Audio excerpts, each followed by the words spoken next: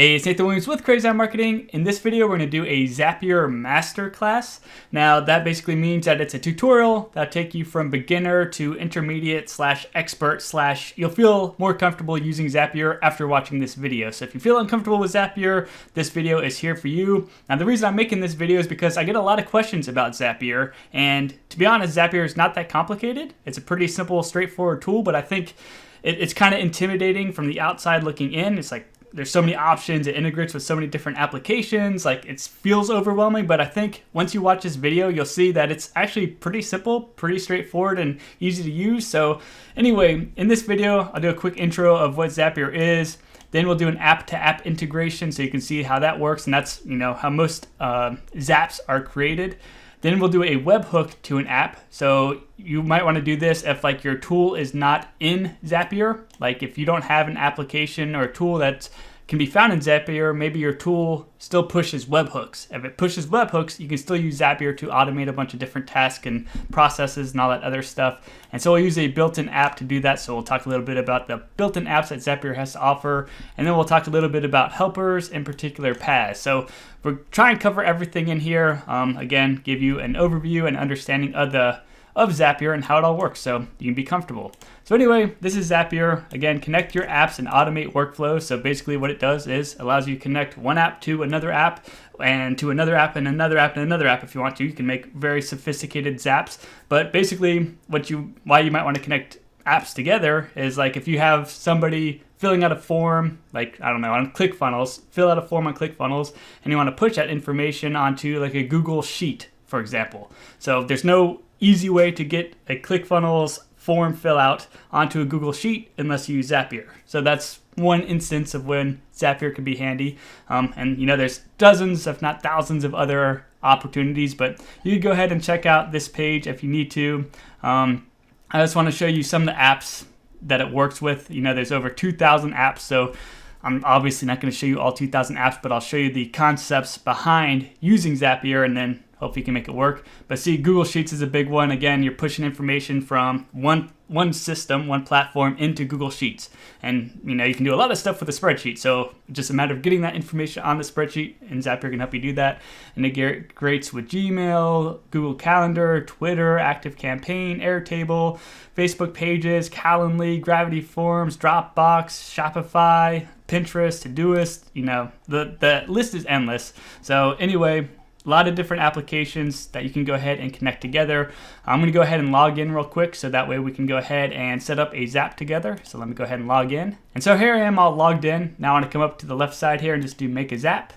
And this is where the magic happens. This is where you create the Zaps. So the first thing we need to go ahead and do is when this happens, we need to choose an app. So what we're going to do is we're going to pick an app and we're going to watch for something to happen with that application. So, here we go. We select our apps. So ActiveCampaign, Aweber, Calendly, ClickFunnels. You can go ahead and search for applications. You can show more applications. This list is endless. Here's the built-in apps that we'll kind of go over in a minute here. So we'll check that out, in particular the webhooks option. But anyway, we're going to go app to app here. And for my particular example, I'm going to go ahead and select ClickFunnels. Now, the same concept applies whether you select ClickFunnels or some other app. Basically, you're watching for an event in this application. So I'm watching for an event in ClickFunnels, and I got to go ahead and choose my event. So we got a bunch of different options here, like new contact activity, new successful purchase, new failed purchase. And what I want to go ahead and do is go for new successful purchase. So I'm going to select that option. So what it's doing is it's going to watch for a new successful purchase in ClickFunnels, right? That makes some sense. Hit continue. And then we go ahead and select whatever ClickFunnels account we want to go ahead and watch. So I'll go ahead and select my particular ClickFunnels account. And if you haven't connected your account yet, like it'll give you steps to follow if you need to go ahead and connect your account. Or you can go ahead and edit accounts, and you can go ahead and add new accounts over on this page if you want to. You'll just find whatever application you're looking for, and it'll tell you how to go ahead and connect it to Zapier. It's usually very simple, step-by-step process. So depending on what application you have, the steps might be different, but Zapier gives you good, clear instructions on how to connect that application. I've already connected my ClickFunnels account, so I'm good here. I'll go ahead and hit go ahead and hit continue now. And now we go ahead and pick what options we want to go ahead and watch for. So we can do, what funnels we want to watch for. And I'm going to go ahead and select funnel here and go to AliExpress funnel. So I want to watch my AliExpress funnel. We can go ahead and pick which funnel steps we want to watch for. So the steps of my funnel, I'm going to go funnel step. I'm just going to do my initial offer. Now, obviously, if you're using a different application than ClickFunnels, you're going to have some different options here. You're not going to be selecting your funnel or funnel step if you're not using ClickFunnels, right? But, it'll be self-explanatory. We'll come on down here, hit continue now. And now what it's going to do is want to test to pull in some test information. So I'm going to go ahead and do test trigger. And so after waiting like 30 seconds or so, it found a purchase. So I can come in here and I can kind of look through this information and see like what it found. So like I see the name, I see how much was paid, and I see all this different type of information that was brought from ClickFunnels into Zapier here. So there's a lot of information that was captured, and I can go ahead and do stuff with it later on. Now, one thing to note, if you click to test your trigger and it's like sitting trying to find data for a long time, like you might need to go to your tool, your application that you're trying to connect, and go ahead and trigger it. So in my case, I might need to go over to ClickFunnels and do a purchase real quick so that way Zapier could catch that information and use it and reference it for building your Zap. So I just want to point that out there. If it can't find data, you have to go do something to trigger it. So whatever that trigger is that you set up, you need to go ahead and do. I'm going to go ahead and hit continue now. And so now we're on to step 2, so do this. So once this happens, a new successful purchase in ClickFunnels, then do this. And in my particular case, I'm just going to go ahead and push this order to a Google Sheet. So I'll select Google Sheets here. And so I can go ahead and create a spreadsheet row, update spreadsheet row, create a worksheet, look up spreadsheet row, or there's 7 more events, and you can browse through here and select what's relevant. I'm going to go ahead and create a spreadsheet row and continue. And then I got to go ahead and select my Google Sheets account. So same type of steps previously used. So I'm going to go ahead and select my appropriate account and continue. And then it asks me a few questions like what spreadsheet to update and which worksheet. So I'll go ahead and select the spreadsheet. So here's my spreadsheet that I created. So I'll select that option here. And then I go ahead and select which worksheet I want to go ahead and update. And it's this sheet 1 right here. And then what it did was it pulled in all of the columns I've already created in that spreadsheet. So let's take a look at my spreadsheet real quick. So I've got order date, product, paid, first name, last name, email, phone, yada, yada, right? So it pulled in all of the information on this first row here. And now I see it here in Zapier. And so the first field I have is order date, and I could go ahead and click into this box and I could go ahead and search for some information that ClickFunnels passed over into Zapier here. So I could look at all options and I could scroll through here and see if anything says something about date or time or anything like that. I could search for it, so I could search for like date and see if there's anything that says something about order date or anything like that. I'm not seeing anything. I've already looked before, so I know that it's not in here. But what I could go ahead and do is, like Zapier does have some codes we can go ahead and use. It's like I have Zap Meta Human Now. I could go ahead and grab this code right here. And when I enter this information into here, basically it's going to enter the current date and time in this particular field. And I'll be sure to link to this article over here, so if you want to use timestamp information, you could go ahead and use it. There's some other options as well, so I'll try and link to those articles below this video so you can learn more about some of the Zap fields you could go ahead and use. So we got that one there. Then we'll come in here and we can look up like product. So product name right here, so we could throw a product name in here if we want to, or a product statement descriptor. You can select whichever variable or field makes sense for what you want to track. So just for my particular case, I'll just throw product name in here. And the next field is paid. So this is like the amount somebody paid. So maybe I'll search for paid or maybe amount. So sometimes it takes a little bit of time to try and figure out what the correct field is, especially when they pass through a lot of information. Like ClickFunnels passes a lot of information into Zapier, so there's a lot to go through, but some other programs, they don't pass as much information, and it's a lot easier to kind of sort through things. But here we go, original amount cents, so I could throw that in there. I also want to point out that you can do like math. So I have 1,493 cents, and I could go ahead and divide it by 100. So then it would put in like 1493 into my Google Sheet. So you can do math in these fields as well. And basically, I'll just go down this list and add, name. So here's contact first name and throw that in there. I can do the same with last name, email, phone, etc. I think you get the point. You just go through here and match up the information ClickFunnels pushes, or the first app, and you match it up to where you want it to go in the second app, which in my case is Google Sheets, right? So makes some sense. I'll go ahead and hit continue now. And it gives us some sample information, and it wants us to go ahead and test to make sure that it is working. So send test spreadsheet row to Google Sheets. So I recommend testing it, make sure it's working like you think it should. So I'll do test, and let's see what happens over here in our Google Sheets. So we have our test information coming through. So we got order date, we got our product information, we have the amount they paid, and so there's a little issue right here, it looks like, right? Because it should be doing some math.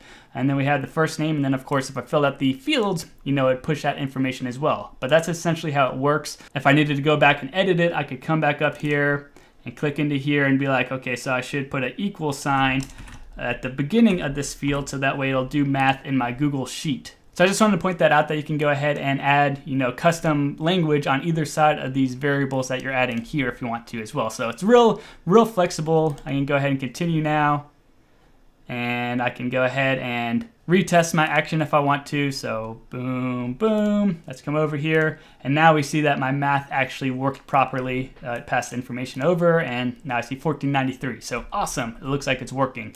So when I'm happy, I can just go ahead and turn on Zap. And now your Zap is on. I can go to my Zaps now, and now I see all the Zaps that I've created. And of course, you can go ahead and add them to folders and organize them, turn them on and off, and all sorts of other stuff. That's pretty self-explanatory concept. I'm not going to spend time showing you how to create a folder. It's simple. Press the plus button, put the Zap in the folder. Easy enough to do. So that right there is how you connect one app to another app. As you can tell, it's pretty simple once you actually get into it. Like, it makes sense. You grab information from one app and you push it into another application. Pretty self-explanatory. It does seem intimidating with how much information gets passed over and how many fields and how to connect them and all that stuff. But once you've done it once or twice, it's pretty simple thing to do. The next thing I want to show you is webhooks to an application. So Zapier, they have over 2,000 apps that they integrate with already.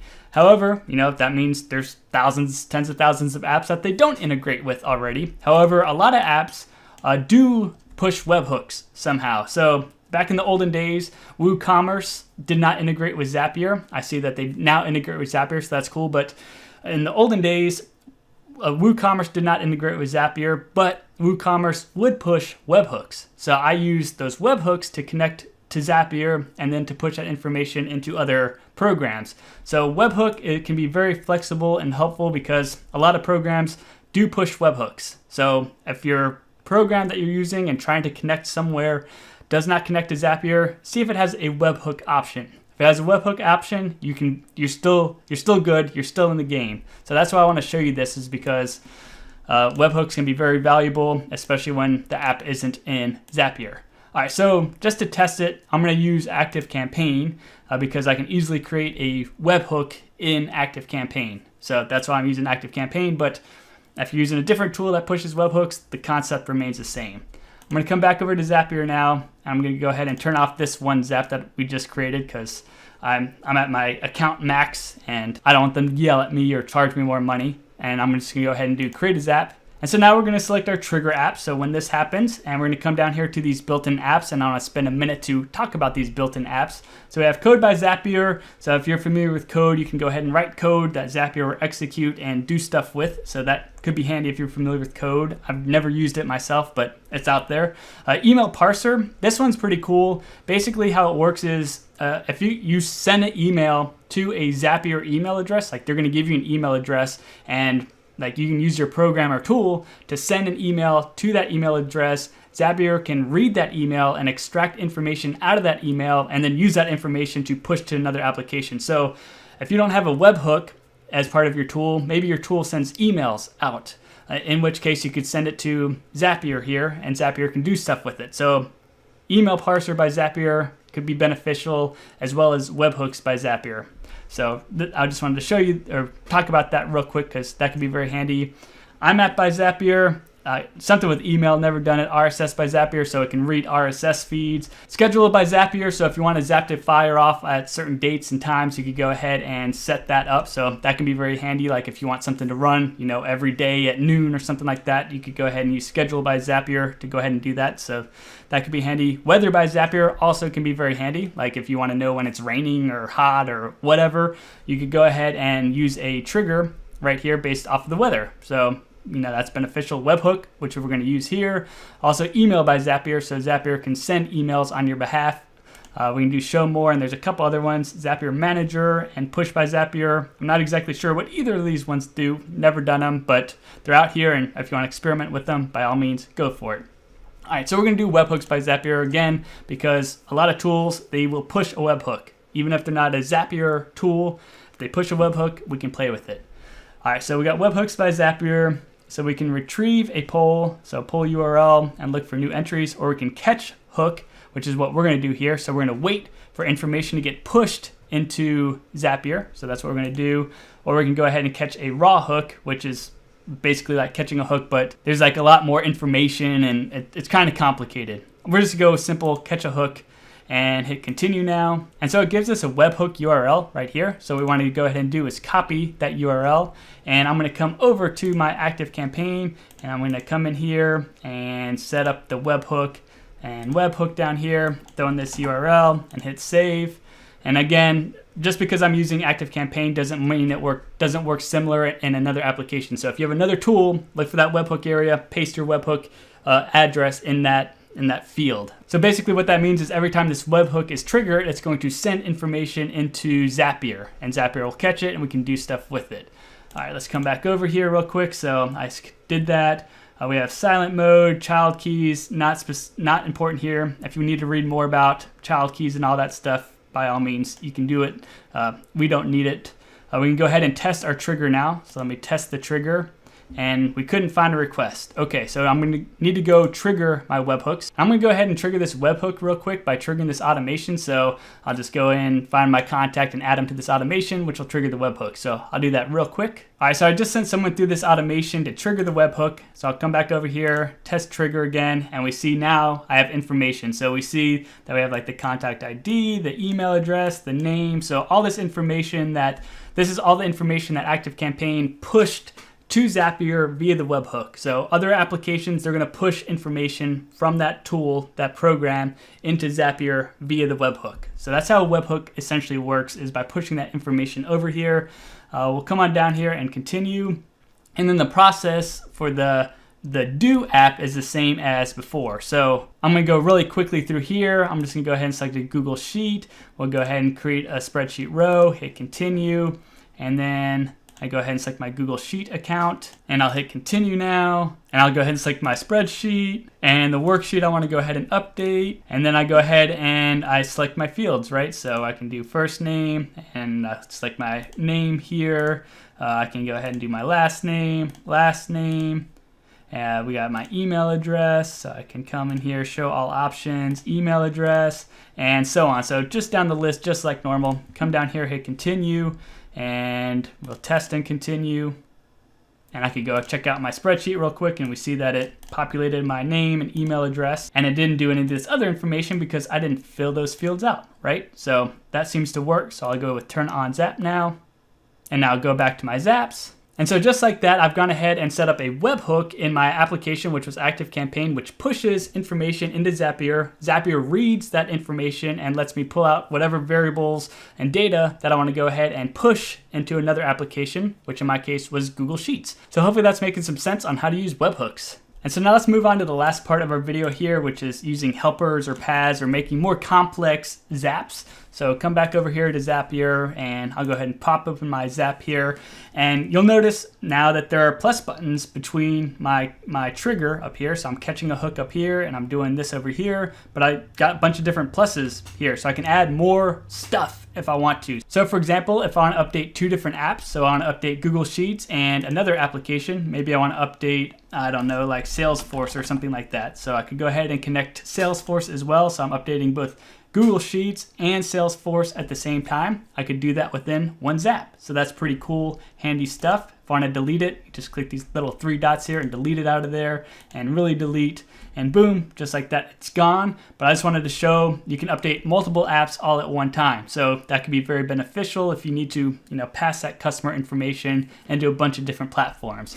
And now let's come back in here and talk about helpers for a minute, in particular paths. So I'll show you how paths works in just a second here, but then we have filters as well. So filters only allow a Zap to proceed when certain conditions are met.